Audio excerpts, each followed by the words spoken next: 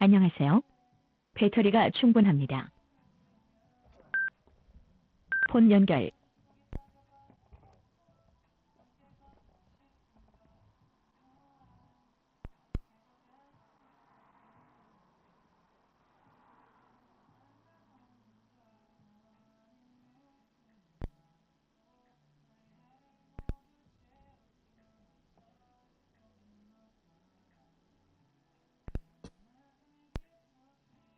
이제 그렇게 해서 질문이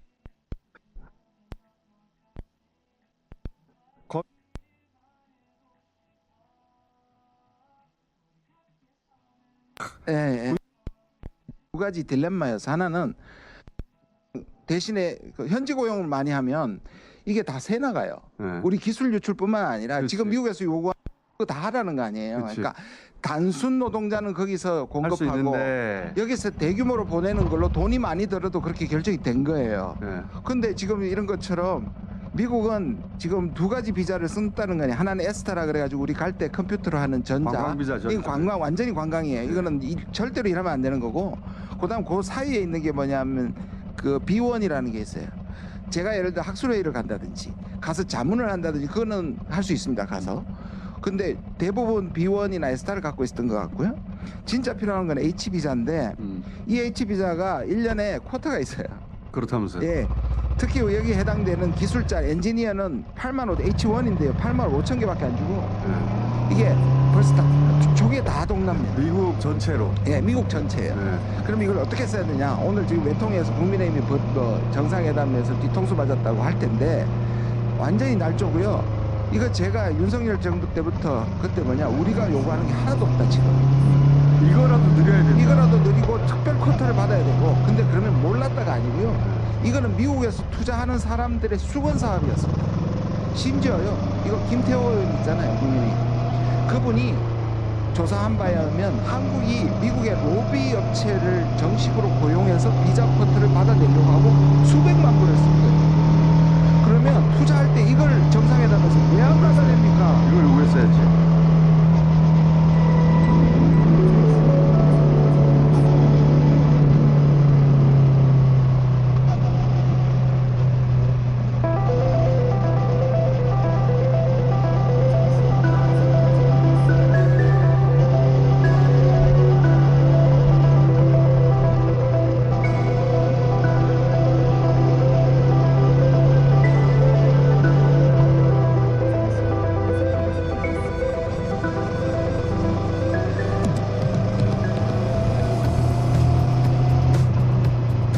안녕하세요, 김호준입니다. 지금 판사는 어제 내란 수정판에서 올해 12월까지 심리를 마치겠다고 밝혔습니다. 지금 같은 공판 속도라면 올해 내 판결은 불가능할 것이고, 그럼 윤석열 다시 석방될 수 있다는 지적에 내란 전담 재판부가 설치돼야 한다는 주장이 제기되자 그에 대한 입장을 내놓은 것으로 보입니다. 좋아요, 그럼 연속으로 과속 방지턱이 있습니다. 재판 중계합시다. 김어준 생각이었습니다. 잠시 후 연속으로 과속 방지턱이 있습니다. 잠시 후 연속으로 과속 방지턱이 있습니다. 겸손은 힘들다 권민정입니다. 지금 내란 재판이 어떻게 진행되는지 사람들이 몰라요. 잠시 후 모릅니다. 연속으로 과속 방지턱이 있습니다. 모를 수밖에 없는 게 재판 공개를 안 하거든요. 네. 윤석열, 김영현, 조지웅, 방지턱이 있습니다. 노상원, 잠시 후 몰라, 어떻게 과속 될지. 방지턱이 있습니다. 노상원 재판은 증인 변호인도 못 들어와요. 말도 안 되는 내란 재판을 세상에 알리지 않겠다는 강력한 의지를 잃지 않고서야 어떻게 이럴 수 있나 싶은데, 그래서 내란 전담 재판부 얘기가 나오는 거예요.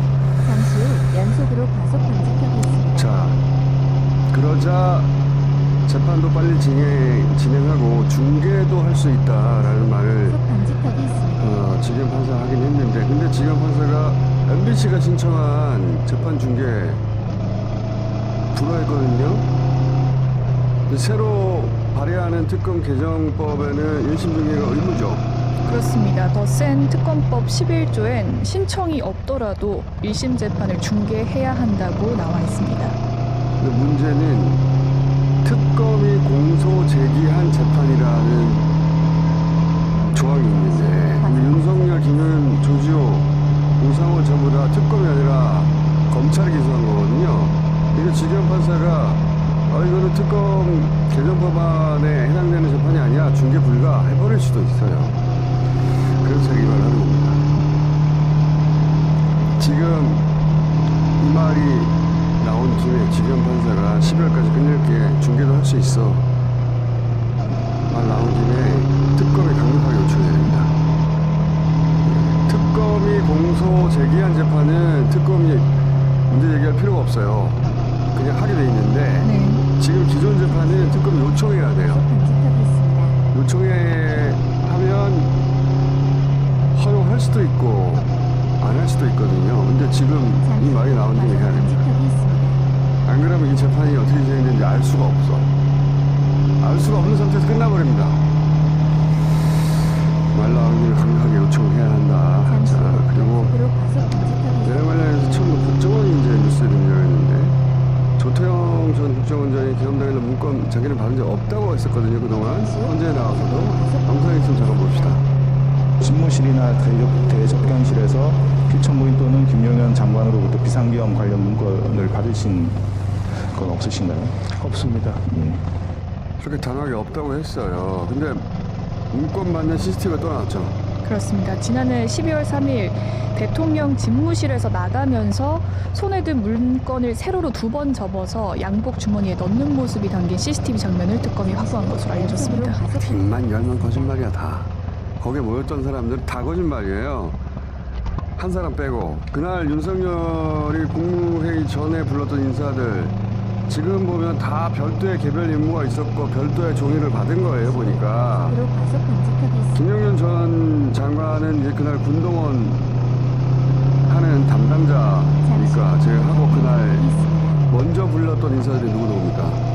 도착 순서대로 이름 열거하자면 박성재, 김영호, 이상민, 한덕수, 조태열, 조태용입니다. 잠시 후 연속으로 과속 자. 간직하겠습니다. 그 중에서 자신이 문건 받았고 임무 받았던 인정한 유일한 사람이 조태열 장관이었어요. 영상 잠깐 봅시다. 비상계엄 선포를 할 생각이다라고 대통령님이 저에게 말씀하시면서 종이 한 장을 주셨습니다. 외교부 장관이 취할 조치에 관해 간략히 몇 가지 지상이 있었고요. 잠시 후 과속 간직하겠습니다. 저런 식으로 다 준 거예요. 그래서 일찍 오라고 한 거예요. 지금 보니까. 예. 자, 그런데 나머지 전부 다 받은 적이 없거나 기억나지 않거나 보지 못했다고 하거든요. 최상무 전 총리는 받았는데 연속으로 과속 주머니에 들어있는지 알지도 못했다. 되게 제일 이상하게 답변한 사람인데 들어봅시다. 다시. 잠시 후 쪽지가 저한테 있었던 거를 제가 인지를 못하고 주머니에 뒤집어서 주머니에 들어있어서 제가 그걸 차관 보고 가지고 있으라고 했고요. 계엄을 전제로 한 조치사항 같은 걸로 느낌을 받았습니다. 그래서 잠시 후 과속 간직하겠습니다. 그러니까 대통령이 줬는데 내 주머니에 들어있는지 인지를 못했다. 그리고 자기는 보지 않고 줬다. 그러니까 자기가 실행에 옮기지 않았다는 말을 하고 싶은 거예요. 말도 안 되는 소리. 종이가 그냥 주머니 속으로 기어들어왔어? 보지도 않았는데 내용을 어떻게 알아요? 느낌으로. 종이하고 대화를 하나? 잠시 후 말도 안 되는 소리인데 과속 진짜. 간직하겠습니다. 한덕수, 이상민도 아예 안 받았다고 했다가 CCTV가 나오니까 한덕수는 특검에서 싫다했고 근데 간직하겠습니다. 지금도 문건 내용을 말하지 않고 있어요. 그러니까 맞다이 구속됐어 하는 건데 한덕수부터 김건희 집사 3명까지 내리 4명 영장 지금 기각했단 말이죠. 그러니까 내란 전담 재판부 얘기가 계속 나오는 겁니다. 이 얘기는 또 계속 하기로 하고 이상민 CCTV 나왔는데도 단전단수 부인했다 구속됐고 남은 게 박성재, 조태용 두 사람인데 이번에 조태용 전 원장 문건 받은 게 나온 거예요. 예. 어제 윤건영 의원이 국정원 내란 문건 관련 기자회견 했잖아요. 그렇습니다. 그렇습니다 하고 끝나면 어떡해요? 기자회견 했다는 자 영상 봅시다. 불법경 당일 국정원은 비상계엄 선포 시 땡땡국 조치 사항이라는 제목의 문서를 생산했던 사실을 확인했습니다. 주요 내용은 국정원 해당국 직원 80여 명을 계엄사 및 합수부 등에 파견하는 방안에 대한 검토였습니다. 그동안 국정원은 계엄과 전혀 상관없다고 했었거든요. 근데 이제 이 문건에 따르면은 국정원 요원을 파견하는 방안이라는 겁니다. 대통령 직속기관인데 계엄의 역할이 없을 리가 없다고도 짐작은 했지만 국정원장은 자기는 철저히 부인했단 말이죠. 근데 일선 담당자가 이 문건을 계엄 직후에 작성했다는 거 아닙니까? 그렇습니다. 계엄 당일 밤 11시부터 새벽 1시 사이에 문건을 작성했다고 합니다. 그러니까 선포하자마자 아무도 지시 안 했는데 일개 담당자가 혼자 그런 문건을 만들었다니 납득이 안 가는 상황이죠. 자, 이 사안은 내란 때 국가기관들을 어떻게 동원하려고 했던 것인지 전체 그림을 완성하는 데 중요한 한 파트입니다. 다시는 그런 일이 없도록 하려면 어떻게 했었는지를 정확히 알아야 그렇게 할 수가 있잖아요. 이 사안은 저희가 잠시 후 3부에서 자세히 다루겠습니다. 그리고 이제 이 뉴스를 보면서 생각하지 않을 수 없는 게, 그럼 유일하게 남아있는 박성재 전 법무부 장관은 문건 안 받았을까? 다른 사람 다 줬는데 일찍 불러놓고 너한테만은 쪽지를 줄 수 없어 그랬을까? 잠시 후 무언가 문건을 받았을 가능성이 상당히 높죠. 이것도 결국 특검 수사에 나올 거라고 봅니다. 자, 어제 특검 뉴스 중에 뉴스의 사이즈는 작은데 야, 이게 바로 윤석열, 김건희 권력의 본질이지 하는 뉴스가 있었어요. 이 뉴스 강조하고 싶은데, 윤석열, 김건희 자기들 여름휴가 때 지인들 불러서 선상 파티했다. 이 뉴스는 진작부터 나왔는데 이제 새로 나온 사실이 그때 동원된 군함이 7척이라는 거죠. 네, 특검에 따르면 2023년 여름 휴가로 갔던 거제시 저도 일대에서 귀빈적 한 척을 포함해 항만 수송정 2척과 외곽 경비용 고속정 2척 등 총 7척 군함이 동원된 정황이 확인됐습니다. 7척. 자, 이게 이제 김성훈 차장 직권남용 혐의 수사하면서 김건희 씨가 김성훈 통해서 경호처에 부당한 지시를 내렸는지 살펴보는 과정에서 나온 뉴스인데, 근데 저는 이 뉴스에서 군함 7척보다 더 눈길을 끈 한 줄이 있었는데, 이 순방 때 이들이 화장실 수압을 맞추는 직원을 따로 데려다녔다는 거 아닙니까? 네. 한국일보 보도에 따르면 순방 때마다 윤 전 대통령 부부의 샤워기와 세면대의 수도 수압을 맞추는 임무만을 위한 직원이 편성됐다고 합니다. 야, 저는 이 뉴스가 윤석열, 김건희가 권력을 어떻게, 자기들이 가진 권력을 어떻게 이겼는지 드러낸 아주 적나라한 사례라고 보는데, 여행 가면 경우에 따라서 수압이 너무 세거나 약하거나 할 때 있죠. 누구나 경험하는 거죠. 그럼 어떻게 합니까? 적당히 조절했습니다. 다들 그래요. 근데 너무 고귀하신 김건희 씨는 그 수도 수압을 자신이 직접 조절하는 게 자신의 신분에 안 맞다고 생각하신 거죠? 아니, 내가 왜 이런 일을 해? 내가 누군데 어디 감히 물이 튀어? 김건희 특권의식이 어느 정도 수준인지 보여주는 적나라한 사례라고 봅니다. 누가 수도 수압 조절하는 직원을 전용기어 태고 다녀요? 김건희 씨 특검 출석 때 뭐라고 그랬어요? 자신은 아무것도 아니라고 했어요. 다시 한번 봅시다, 그거. 국민 여러분께 저같이 아무것도 아닌 사람이 이렇게 신뢰를 끼쳐서 진심으로 죄송합니다. 약 300m 새빨간 거짓말입니다. 차로에서 대구 포항 방면 좌회 왕이라고 생각했어요. 수도 꼭지하고 샤워기, 세면대, 수도 수압이 지금 자기 그게 마음에 안 들 수 있으니까 그거를 맞추는 업무만을 위해서 별도 직원을 데리고 다녔다는 거 아닙니까? 전용기에 약 300m 앞 신호 위반 및 시속 60km 단속 구간입니다. 그 정도 특권 의식에 쩔어있던 사람이기 때문에 뇌물은 주는데도 받아왔을 거라고 저는 봐요. 지금까지 밝혀진 뇌물은 3발의 피일 것이다. 그리고 윤석열은 전용기에 침대 매트리스를 싣고 다녔다고 하거든요. 진짜. 저는 저 사람들이 전용기에 데리고 다녔던 사람들 전수조사해야 된다고 봅니다.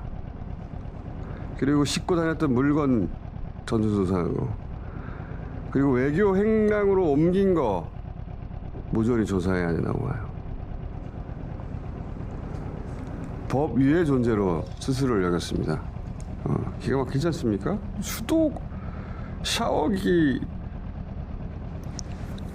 세면대 샤워기 수도 수압을 맞추는 직원을 따로 데리고 다녔다는 게 진짜 가짜는 인간들. 자, 어제 김건희와 공범으로 건진법사 구속 기소됐습니다. 혐의가 어떻게 됐습니까? 특가법상 알선수재 혐의와 정치자금법 위반 혐의 등입니다. 알선수재는 통일교 윤씨로부터 받은 청탁 관련이고, 정치자금법은 2002년 지방선거 때 1억 받은 건인데 이것도 빙산의 일각일 거라고 봅니다. 건진법사에게 이력서를 보냈던 경찰을 수두룩하다고 하니까. 그런데 이 건진법사 관봉권 띠지는 이거는 이제 이재명 대통령 지시 이후에 이제 당에서 특검 검토하겠다고 하거든요. 영상 잠깐 봅시다. 검찰이 왜 관봉권 띠지를 분실했는지 조직적인 은폐가 아닌지 국민들은 궁금합니다. 더불어민주당은 상설특검을 비롯한 독립적인 수사 방안을 검토해 은폐된 진실을 밝혀내겠습니다. 이게 국민을 우습게 봐서 저지른 일이에요. 아니 우리가 그 띠지 없애버리면 니들이 어떻게 알겠어 그거? 응? 띠지가 명백히 있었는데 사라졌어요. 대한민국 검찰청 내에서. 그런데 그걸 아무도 모른다? 웃기고 있네. 우습게 봐서 저지른 일이고 이런 거 끝까지 찾아내야 됩니다. 그런데 JTBC가 또 다른 관봉권 사진을 확보했어요. 그죠? 그렇습니다. 통일교 윤 씨 부인인 이모 씨의 휴대폰에서 관봉권 사진을 특검이 확보한 것으로 나타났습니다. 사진이 없어서 어떤 관봉인지는 모르겠는데 이 띠지를 일부러 훼손한 자들은 다 찾아내야 됩니다. 이거를 상설 특검으로 할지 아니면 김건희 특검에 맡길지는 아직 결정되지 않은 것 같은데, 자 이거 계속 따라가기로 하고 뉴스. 그런 와중에 이재명 대통령이 여야 대표를 어제 만났네요. 그렇습니다. 어제 민주당 정청래 대표와 국민의힘 장동혁 대표가 참석하는 오찬 회동이 있었습니다. 저 정청래 대표가 악수 안 한다고 했는데 대통령 앞에서 처음 악수했어요. 영상 봅시다. 네, 반갑습니다. 보기 좋은데. 보기 좋은데. 네. 당 대표야 야당과 끊임없는 대결이 있지만 대통령 입장이 다르죠. 자신을 지지하는 국민들까지 대표하는 자리니까. 대통령 본인도 어제 그런 이야기 했죠. 그 영상 있으면 봅시다. 이제는 국민의 대통령, 모두의 대통령이 되어야 한다고 생각합니다. 그래서 그런 장면이 나왔는데, 근데 이재명 대통령에게 법안 거부권 행사해달라고 그랬죠. 네, 특검 연장과 내란 재판부 설치 법안에 대해서 대통령 거부권을 행사해달라고 요구했다고 합니다. 이재명 대통령이 그렇게 할 리가 없다는 걸 알면서 하는 말이거든요. 야당 대표니까 그런 말 할 수는 있는데, 근데 이제 윤어게인을 외치는 당 대표로 준비한 멘트 치고는 부드러운데 그 정도면. 그러고 나서 이재명 대통령과 별도 30분 만났다고 하거든요. 예. 그 정치적 셈법이 뭔지는 잠시 폰포에서 얘기 나눠보겠습니다. 그리고 또 어제 내란과 별개의 사건인데 화제가 된 게 김영석 독립기념관장 기자회견이 있었는데 몇 시 어디서 했죠? 네, 어제 오전 10시 40분에 국회 소통관에서 기자회견을 열었습니다.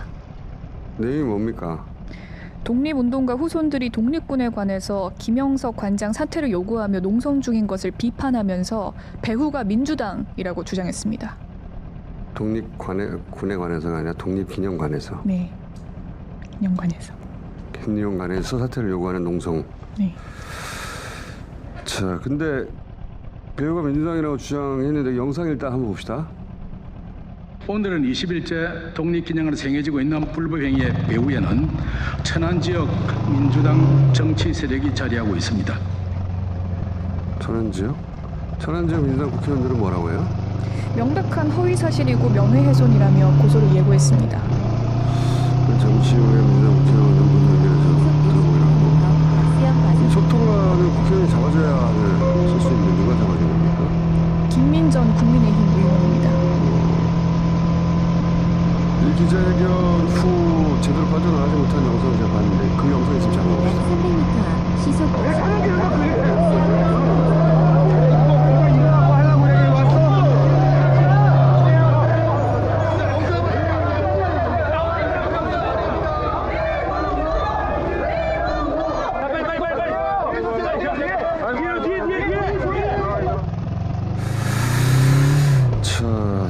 사람들이 화가 났는데 이제 김영석 장관이 하는 말을 들어보면 크게 착각하고 있는 게 본인이 주장한 사람들이 곡해해서 그러는 줄 알아요. 그게 아니고 윤석열이 뉴라이트 친일 사관 인사들을 주요 역사 기관장으로 그 대거 임명했단 말이죠. 국사편찬위원이나 동부역사전이나 한국과학중앙연구원이나 대표적인 기관들인데 전부 다 친일 뉴라이트 그 장들이 왔어요.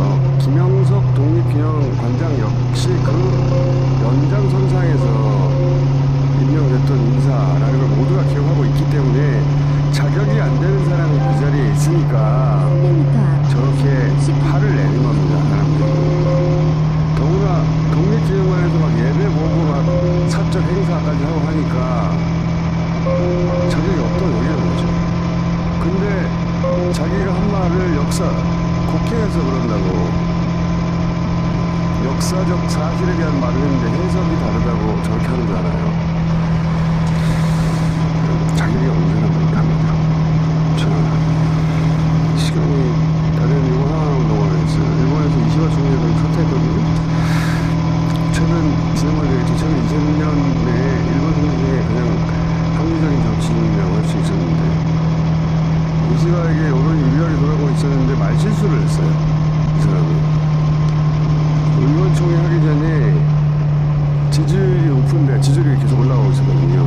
자민당을 지지하는 국민들 중에서는 거의 60, 70% 가까이 연임해야 된다고 계속 해야 된다고 지지하고 있었는데 자기가 이렇게 지지율이 높은데 사임하라고 하면 국회를 해산시키겠다 라는 말을 했어요. 이게 나름 승부수라고 던졌는데 이게 오히려 의원들을 불안하게 해서 의원들이 이시바 사퇴 요구를 더 적극적으로 하게 됩니다. 그러면서 사퇴 요구하는 의원의 숫자가 과반에 육박하니까 이 노련한 정치인이었으면 안 했을 실수인데 과반에 육박하니까 고이즈미하고 스가 전 총리가 이건 이제 일본의 내각제라고 우리가 이해하기 힘든 부분인데요. 이시바의 후견인이 스가예요. 그리고 아버지 고이즈미고 그 사람들이 불명예 리콜을 당하는 이게 리콜 제도거든요. 일본 그 정치사에서 처음 리콜 당하는 겁니다. 만약에 이시바가 의원들이 이렇게 요구하는 숫자가 과반이 넘어서 만약에 사퇴하게 되면 그러면 그 뒤에 정치가 없는 거예요. 그래서 사퇴가 낫다고 설득해서 갑자기 사퇴하게 됩니다. 유리한 국민의힘인데 마지막 순간에 바보 같은 정치란 거죠. 이렇게 되면 이제 한국이 기어오른다고 말을 했던 극우 다카이치나 아니면 고이즈미 전 총리 아들 부족해 보이는 고이즈미 신지로나 아니면 스가 총리가 다스려할지도 몰라요. 영원 70대 중반일 텐데 아베파가 붕괴되고 스가 대부분만 거의 남아있단 말이죠. 이 사안도 일본도 복잡하게 돌아가는데 이건 따로 한번 다루기로 하고 일단 이 정도. 저기도 복잡해졌다. 자, 오늘 여기까지 하겠습니다. 겸손은 힘들다 권민정이었습니다.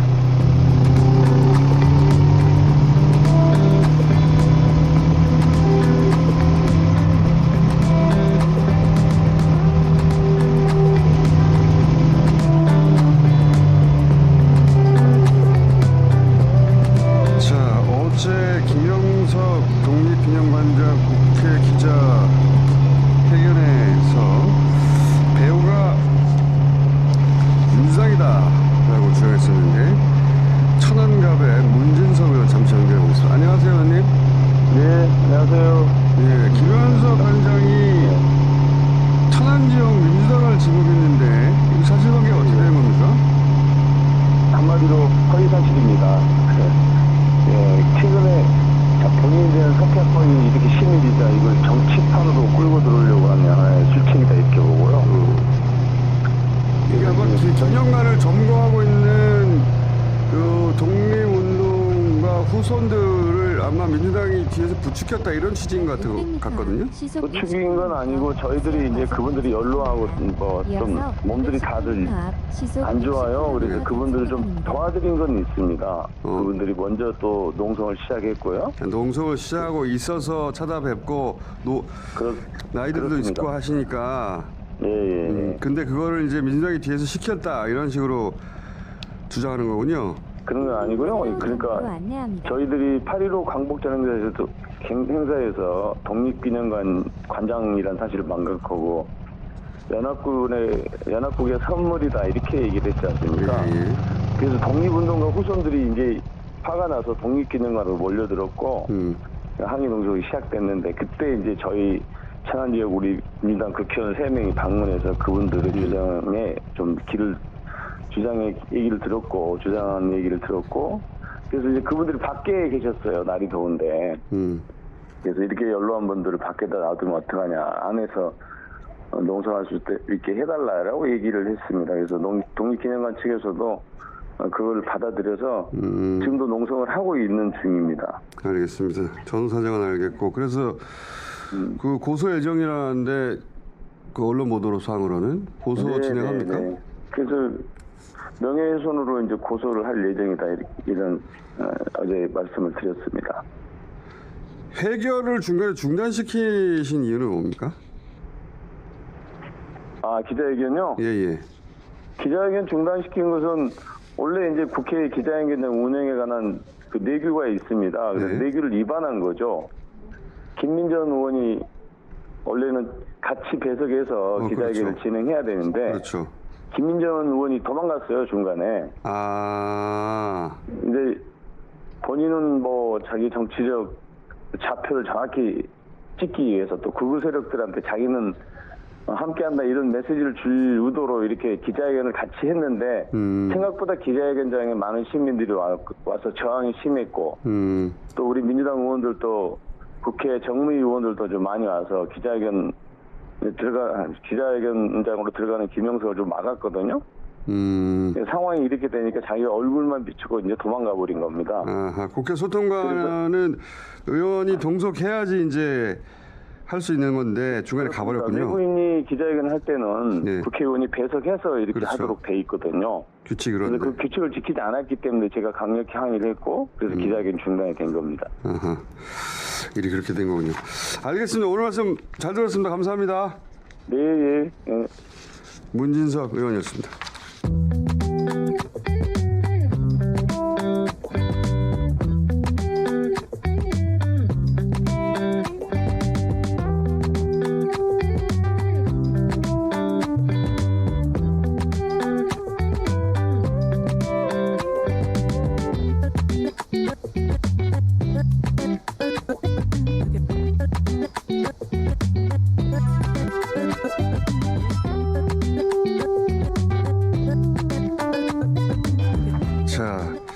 주말에 결정된 이재명 정부의 권력기구 개편 가장 중요한 그 두 기관이 검찰청 기재부인데 오늘 그래서 네 분을 모셨습니다. 자, 그냥 의원 떼고 이름만 먼저 쭉 부르겠습니다. 정일영, 양문남, 진성준, 이영우. 안녕하십니까? 안녕하세요. 모셨습니다. 자, 기재부 분리를 다루기 위해서 국회 기재위 소속의 정일영, 진성준 의원님 모셨습니다. 안녕하십니까? 안녕하세요. 예, 그리고 검찰청 폐지 이야기는 법조인 출신 두 분 모셨습니다. 안녕하십니까? 안녕하세요. 예. 검찰청 얘기는 너무 많이 해가지고 기재부 얘기부터 할게요. 예. 자, 기재부에서 그 가장 큰 게 예산 기능을 떼냈다. 떼낸 정도에서 그치는 게 아니라 떼낸 다음에 국무총리 산하로 보냈다. 네. 이거는 듣고 보니까 이거 획기적이라는 생각이 들었어요. 그렇습니까? 과거에 시행한 바 있습니다. 그래요? 김대중 대통령 시절에 재정경제원을 기획예산처와 18년 전에 재정경제부로 그때도 국무총리 산하에 있었어요? 그렇습니다. 국무총리 산하에 그런 적이 있었구나. 네. 노무현 정부 시절에 코로나 문재인 정부 정부 코로나. 노무현이 아니죠. 문재인 정부 시절에 코로나 때 이 지원금 좀 보내라고 책정하라고 했더니 기재부에서 그렇게 난리쳐가지고 그때 50조 원이죠. 그때. 네. 그걸 제대로 못했잖아요. 윤석열 이름 들으면서 50조 있다고 그랬죠. 그러니까 돈이 없다고 그랬는데 윤석열 들어오자마자 돈 뿌렸잖아요. 그랬죠. 이걸 어떻게 개선할 것인가 그런 거죠.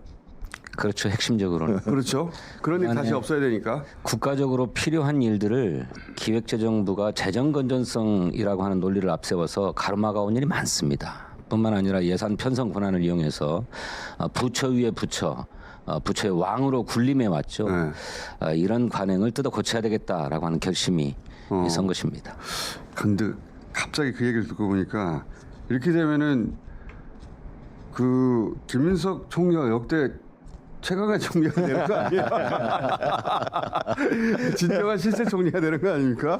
뭐 또 필요하면 해야 되겠죠. 총리실 산하에 기획 예산체가 들어가네. 예. 네, 사실은 국무총리가 대통령을 보좌하면서도 내각을 통할하도록 헌법상에 규정되어 있죠. 그러니까 국무총리가 사실상 제 역할을 해야 되는데 그동안에 못 해왔던 게 사실 아닙니까? 네. 그래서 책임 총리 이제 얘기도 많이 나왔는데 이렇게 기획예산처가 국무총리 산하로 들어가게 되면 책임 총리로서의 역할도 제대로 할 수 있게 될 것이다. 이렇게 기대합니다. 진정한 책임 총리 아닙니까? 그렇게 된다. 네. 워낙 기획재정부가 왕 같은 부처 국회 말도 잘 안 듣어 있어요. 아무 말도 안 듣는다고. 예, 그러니까 대통령 말도 때로는 안 듣고 그러면 안 되지 않습니까? 검찰보다 더한 거예요, 사실은. 그게 자기 돈도 아닌데. 그렇죠. 국민 돈인데 주머니 생각해가지고 윤석열이 해 순방 갈 때는 그냥 예비비까지 팍팍 주고 그런 식으로 기재부가 움직였죠. 그래서 그 예산 파트를 어디다 둘 것인가 제가 이제 토론회도 하고 그랬는데요. 대통령실 얘기도 나왔지만 그건 아니었고 그게 이제 국무총리실 맞다고 본 겁니다. 야. 총리가 또 견제도 하시겠죠. 좀 체크도 하시고 컨트롤도 하시고. 국무총리가 누군지가 이제 굉장히 중요해졌네 이제. 예전에는 국무총리가 있으나 마나한 존재처럼 여겨진 세월이 꽤 길었는데. 네, 그렇죠. 네. 실세 국무총리네. 자, 기획예산처로 넘어간다. 그리고 나머지 재정경제부는 어떻게 더 바뀝니까? 그 경제정책을 조금 더 강화하고 총괄한다는 기능이 더 강화될 것 같습니다. 그간의 기획재정부라고 해서 부처의 제목에서도 경제정책을 사실상 총괄하고 수립하는 기능을 가지고 있었음에도 불구하고 그런 일은 좀 뒷전에 밀렸던 것 같거든요. 근데 이제는 금융위원회가 보유하고 있었던 국내 금융정책 기능도 기획재정부니까 재정경제부로 옮겨서 경제정책과 금융정책을 총괄하도록 했기 때문에 지금 각국이 트럼프 대통령 중심으로 해서 각국이 보호무역주의를 강화하고 있는 상황에서 경제 산업정책이 굉장히 중요해지고 있어요. 이 경제정책에 대한 컨트롤 기능 또 기획기능을 강화하겠다 그런 뜻을 갖고 있습니다. 기획기능을 강화한다는 건 어떤 의미입니까? 이제 기획 급산이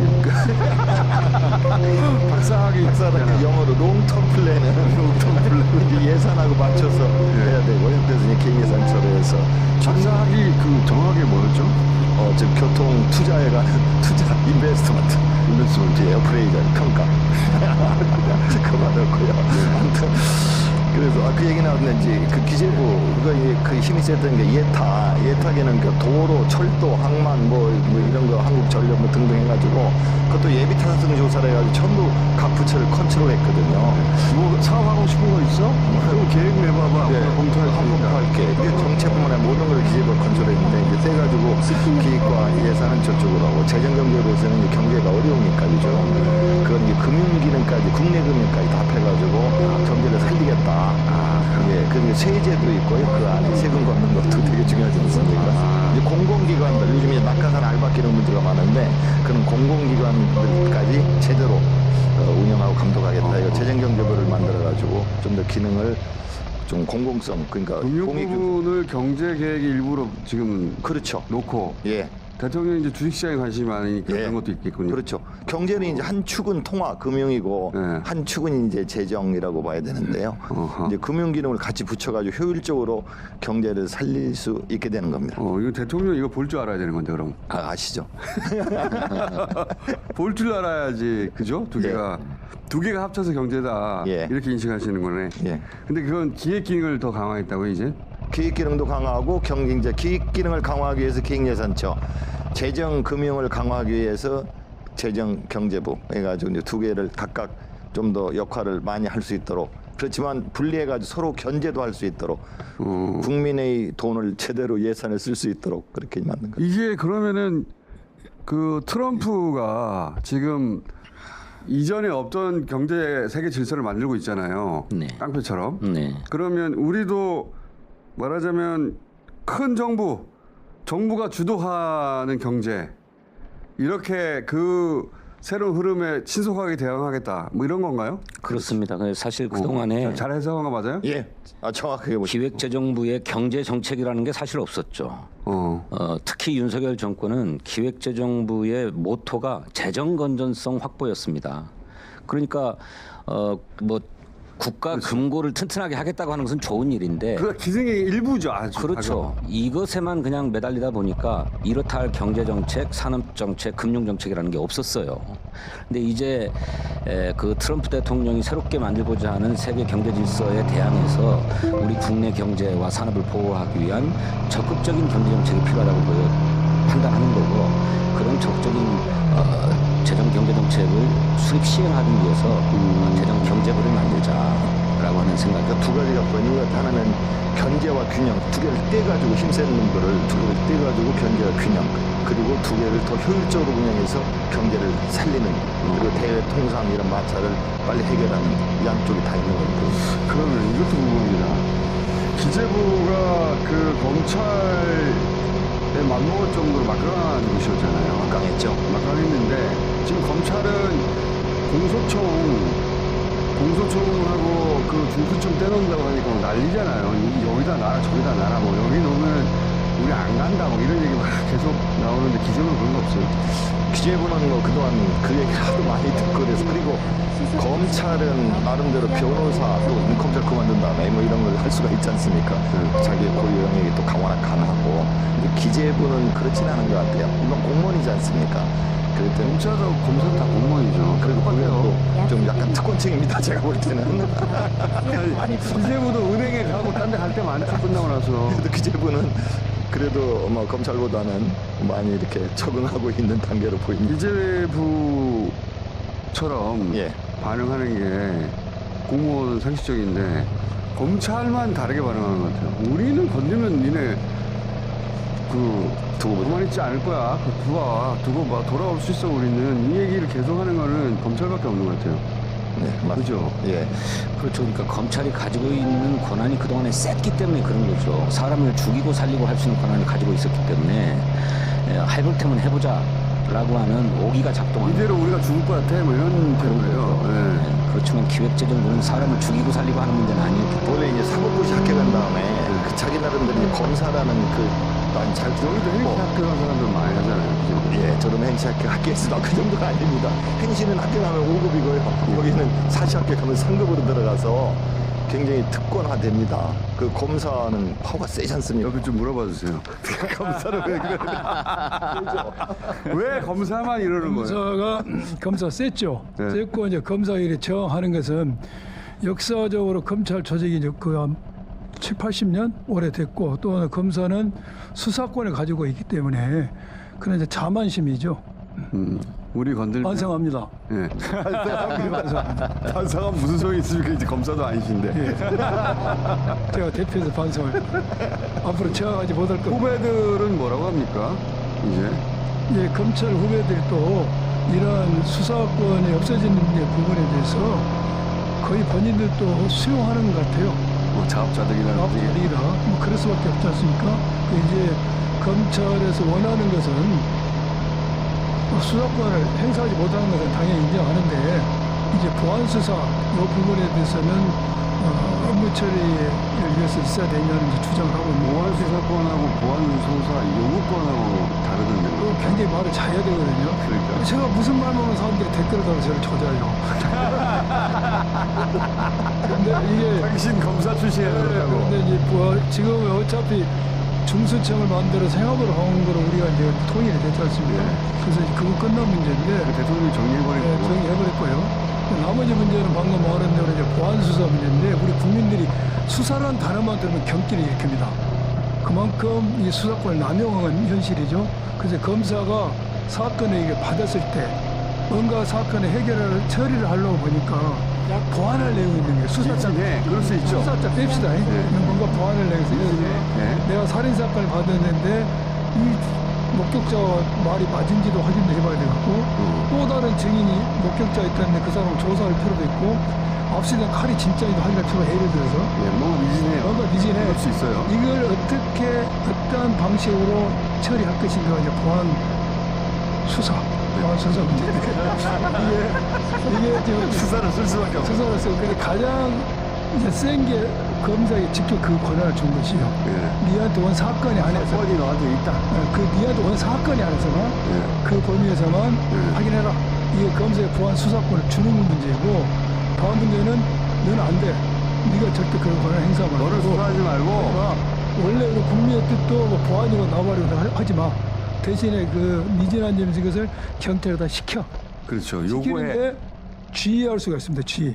지휘가 있고 요구가 있어요. 지휘는 상대방의 의무가 생기는 거죠. 뭐 이것도 국민들이 봤을 때 이거 무서워서 자꾸 지휘를 반복하면은 권한을 준 거와 똑같은 거 아니냐. 근데 세 번째 단계가 요구입니다. 요구. 이거 도저히 결정을 못 내리겠으니까 이런 미비한 점에 대해서 어떻게 좀 해봐라.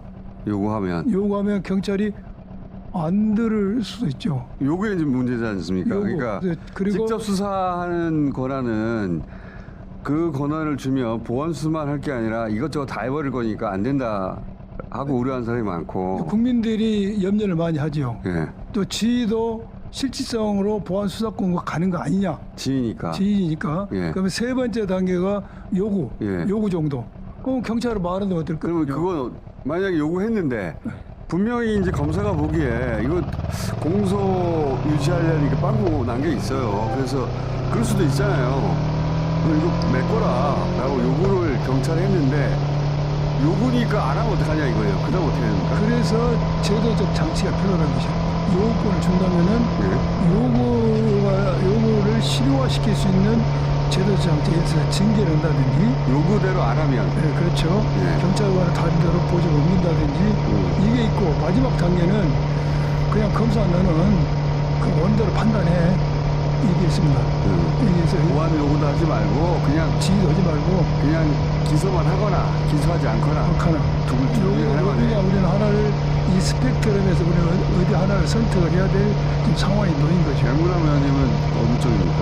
보안수사 요구권을 줘야 된다. 최소한으로.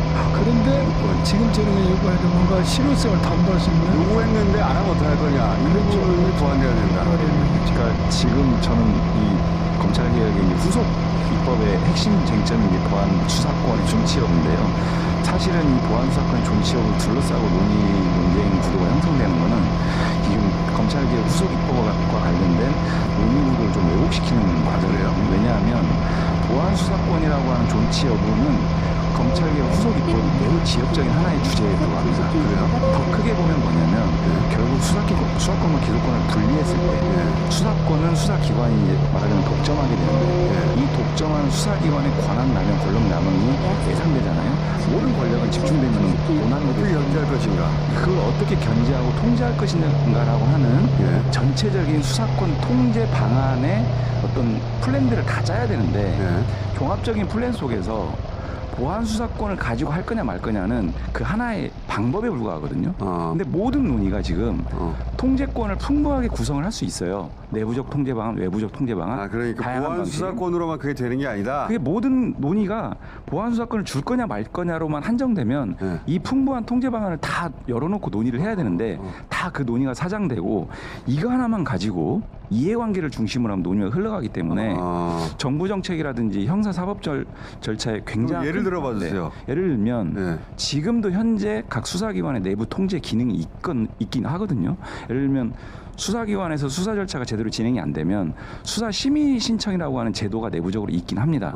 근데 이게 굉장히 좀 힘이 약하고 유명무실하다는 평가를 받아요. 그러면 이 내부 수사 통제 장치를 실효성을 제고하고 또 한편으로는 외부성을 강화하는 방안. 그러니까 지금은 내부 인사로만 이 내부 절차가 작동한다면 여기에 외부 인사들을 많이 결합시켜 가지고 좀 더 위원회 형태로 한다거나 또는 수사인권 보관을 별도로 예를 들면 그런 거고 또는 외부 통제 방안으로는 지금 외부 통제 방안의 하나 일환으로 얘기되는 게 이제 소위 말하는 국가수사위원회지 않습니까? 그러니까 이게 꼭 정답이냐 아니냐를 떠나서 총리실 산하에 둔다고 하는 뭐 총리 산하에 둘 수도 있고 이제 이런 방식의 외부 통제 방안도 우리가 충분하게 열어놓고 논의하고 구성할 수도 있는데 이런 거 다 사장된 채로 그것도 검사에 그것도 하고 이것도 얘기하자는 거 아니에요? 그러니까 저는 보안 수사권을 꼭 존치하는 것만이 정답이냐 이거 없으면 절대 안 되는 거냐 보안 수사권 자체도 아예 없어버려도 된다? 이거 먼저 없는 상태에서 보충할 수 있는 방안이 충분하게 있다면 굳이 수사기소 분리라고 하는 대원칙 하에서 이것을 꼭 두는 것만이 정답인 것처럼 논의를 흘러가는 것은 좀 논의 구도가 왜곡되는 것 같고 보안 수사 요구권도 그럼 없을 수 있는 겁니까? 지금 현행법은 보안 수사 요구권, 보안 수사권 다 있거든요. 근데 보안 수사 요구권이라고 하는 것은 저도 양 의원님처럼 적어도 경찰 수사가 부족할 수 있잖아요, 충분히. 그럼 기소 여부를 판단하는 기관 입장에서는 직접 보안 수사를 하는 거에 대해서는 국민적 우려가 있으니 적어도 보안 수사 요구를 통해서 조금 더 보충하고 기소 여부를 정확하게 판단할 수 있는 어떤 근거를 마련하는 것은 저도 이런 필요하다고 보는데 이런 걸 포함해서 다 논의할 수 있거든요. 너무 협소하게 논의가 진행된다. 그것만. 딴 것도 해요, 그럼 같이. 그래서 저희 당 검찰 정상화 특위에서 이런 부분들을 다 열어놓고 내부 통제 방안, 외부 통제 방안 풍부하게 논의를 하고 있거든요. 근데 예를 들면 노만석 대검 차장이 이 지금 정부조직법 개정안에는요 보안 수사권의 존치 여부는 쟁점이 아닙니다. 아예. 후속 입법 논의에서 나올 얘기거든요. 벌써 치고 나와가지고 개혁의 대상인 검찰 이 사람들이 나와가지고 보안 수사권 존치가 검찰의 의무다 뭐 이러면서 그리고 지금 얘기가 뭐가 중요해요? 지금 이 프로세스에서요 검사들이 막 이런저런 글들을 올리잖아요. 아까 앞서 말씀하신 것처럼 일반적인 공무원들은 지금 정부조직 개편이 한두 개가 아니거든요. 어제 법회에 발표한 게 다 그냥 지켜보고 있고 받아들이고 이러는 건데 검사들 이 프로세스에 막 글을 올리고 난립니다. 근데 사실 이 프로세스는 더 이상의 내부 게시판이 아닙니다. 대외적인 대국민 선전선동이 장이 돼버렸어요. 그걸 알고 글을 올려요 또. 저는 이런 공무원들의 행태에 빨리 해보하세요 다. 제가 해보하세요. 원하는 거고요. 공무원 입장에서는 보안 수사권이든 보안 수사 지휘권이든 요건 이것을 말할 그런 더 상황이 아니죠. 아니 공무원이 요구 그런 걸 주장할 상황은 아니에요. 자기 조직이 아니에요. 자기 건 줄 알아요. 공무원일 뿐인데 그 조직을 어떻게 구성할지는 국회가 결정하는 거 아닙니까? 법으로. 결정할 문제입니다. 근데 뭐 자기들이 이래라 저래라 그래. 수사도 수사권을 줄 것이냐, 지휘권이냐, 요구권을 줄 것이냐, 아니면 아예 안 줄 것이라도 이제 우리는 국민적 합의를 통해서 결정할 문제들이 검찰을 윤건희 부부의 사위물을 만든 검찰 조직이 스스로 뭘 달라? 이걸 개정 아직도 정신을 지금 못 차려서 참 슬프네요. 오만한 거예요. 네, 옳은 말씀이죠. 그런데 이제 아주 이론적으로만 보면 검사가 그렇게 영장 청구권이나 소추권을 가지고 수사기관을 인권적으로 지휘해라. 그러니까 인권 보호 기능이 원론적으로 검사에게 있는 건 아닙니다. 그런 점에서 보면 검사가 그런 권한을 가지고 수사기관을 통제하고 인권적 수사가 제대로 이루어질 수 있도록 통제할 필요는 있는 거죠. 그런데 검사가 교과서에는 그렇게 써있죠. 교과서에 그렇죠. 이걸 가지고 남용을 하고 권력의 신여로 작동해 왔기 때문에 이제는 검사가 그런 요구를 할 때가 아니고 그것마저 이제는 국민이 판단해야 되겠다라고 하는 것 아닙니까? 지금 방금 말씀하신 것처럼 검사의 인권보호 기능은 현재 검사에게 주어 있는 영장 청구권 이런 것에서 인권보호 기능을 이제 할 수 있는 것이고 지금 그거는 약간 각을 달리해서 자기가 받은 사건 어차피 기소권이 검사이기 때문에 모든 사건이 기소 의견에 대한 사건이 검사가 옵니다. 이거 기소 여부를 판단할 때 미비점을 해결할 수 있는 방안은 또 다른 측면이거든요. 인권보호 기능으로서는 검사에게 영장 청구권이 주어져 있기 때문에 이걸 잘 활용함으로써 인권보호 기능을 충실히 수행해야 되고 검사의 원 사건을 해결함에 있어서 미비점을 어떻게 해결할 것이냐 그 부분을 우리 국민이 결정을 해서 검사에게 줘야 될 것이고 그러니까 검사들은 그거 내고나니까 건들지 마 이렇게 말한다는 게 말이 안 되잖아요. 그런 말 하는 거 아니야. 지금 원래 내가 70년도 썼던 건데 왜 건들려고 그래? 이제?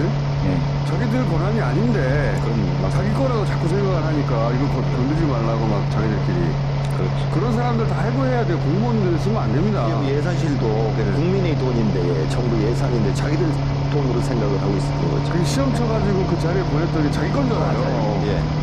청구인권인 줄 알아. 검찰권이라는 것은 말하자면 헌법재판소 이렇게 얘기하는데 검찰권의 내용 중에 가장 큰 게 기존의 내용으로 보면 수사권과 기소권이거든요. 근데 수사권과 기소권을 어떻게 분배할지는 정부가 입법적으로 하는 데지 헌법의 명문으로 지정된 게 아니다. 근데 검찰은 지금까지 그런 것들이 다 모두 우리의 헌법적 권한이다 이렇게 계속 고집하고 주장해 왔는데 헌재가 아니라고 또 했잖아요. 이미 헌재에서 다 그 정리한 거거든요. 그러면 이제 이번에도 말하자면 수사기소를 대원 지하에 분리하잖아요. 이 분리하는 거에 대해서도 여전히 헌법을 끌어와가지고 위헌이나 어쩌는 이런 얘기를 하는데 전혀 법리적으로도 맞지 않고 아니 그래서 사표 내게 해야 돼요 다.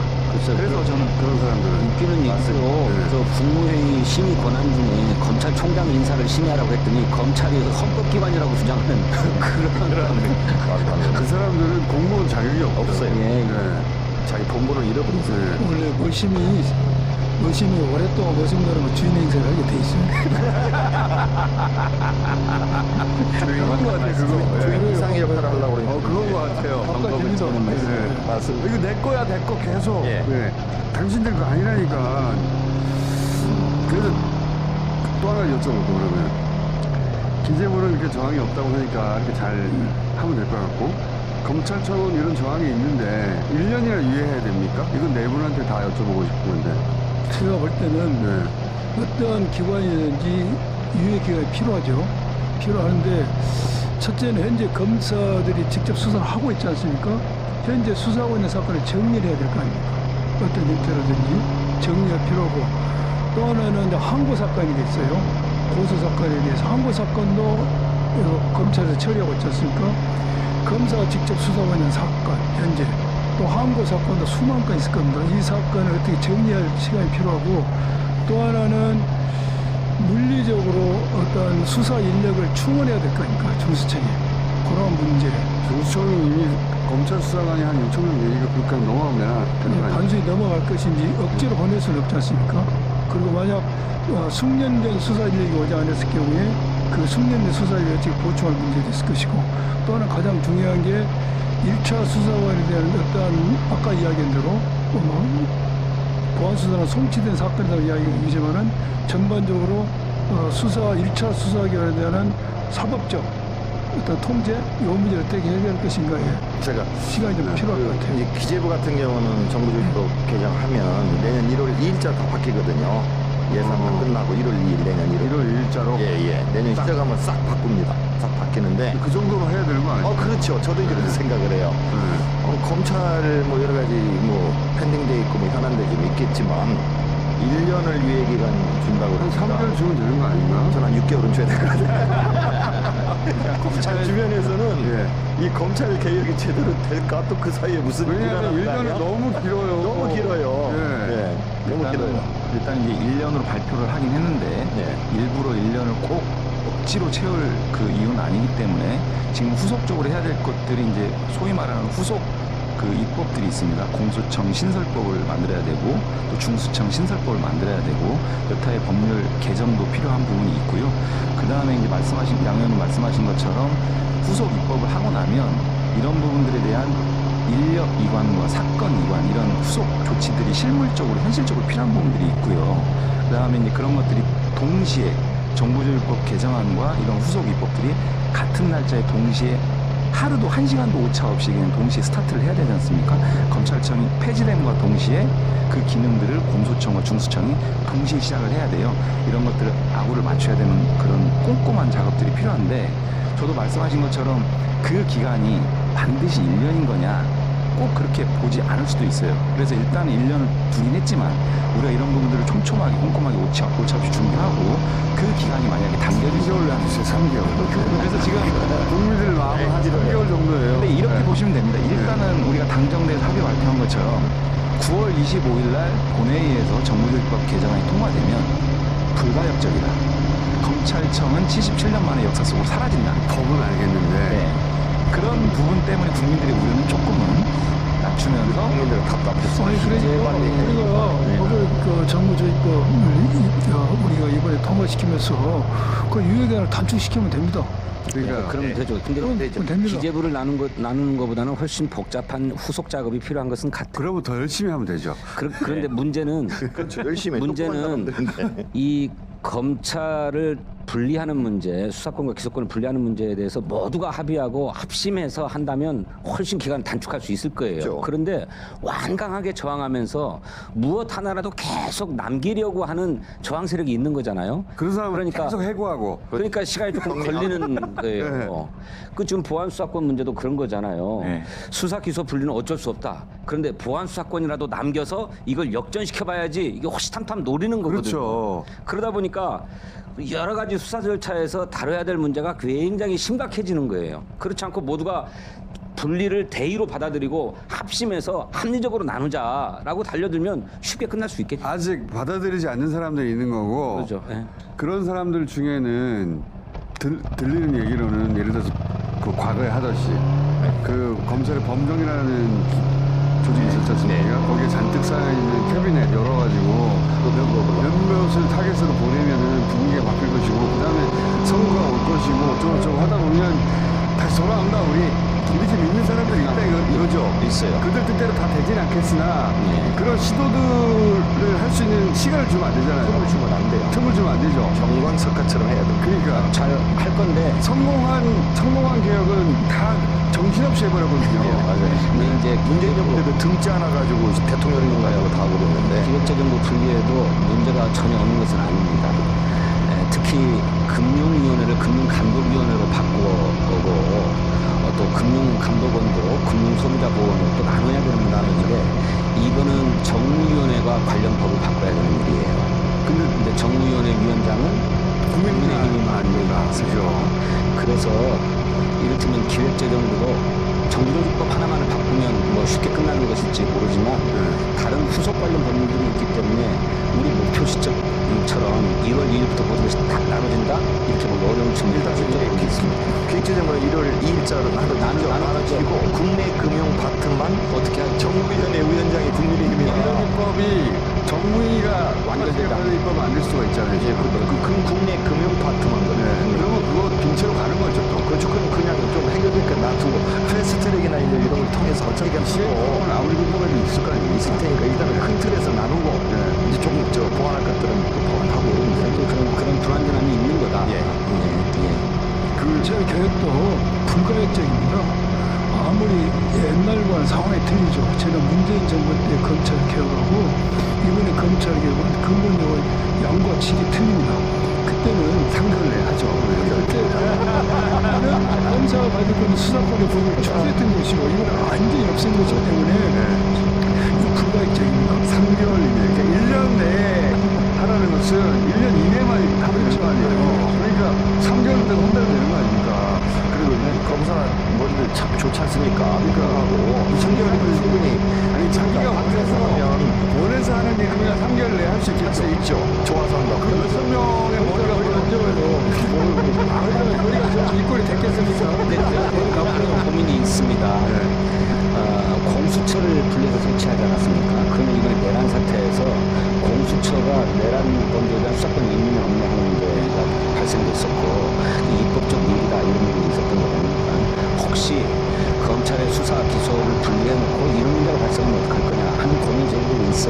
나중에 해결하자.